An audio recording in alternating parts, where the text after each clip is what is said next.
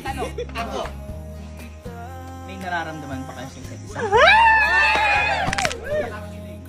Wala pa. Wala!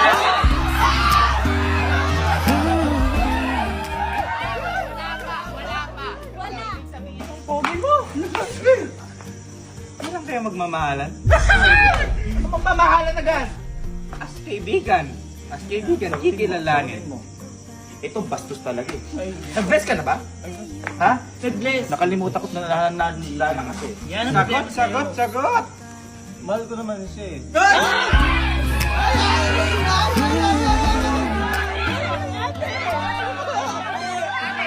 Hindi na alam. Ngayon pala natin mga lola, ako ang panganay dito. Ikaw ang pangalawa, Yes. Pangatlo ko ate. pangatlo, at ikaw ang pang-apat.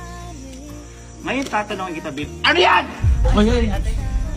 Sorry ate. Ngayon, tatanungin kita, malinaw at klaro, may gusto ka ba sa apo ko? Konti.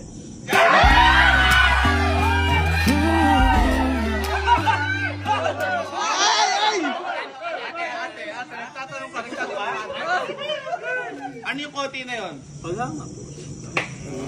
Paghanga pala, di dapat meron ka di kay Lebron James. Lebron James.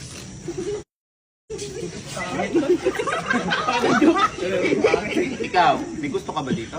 Hinahangaan ko siya. Saan mo hinahanga to? Hangal to!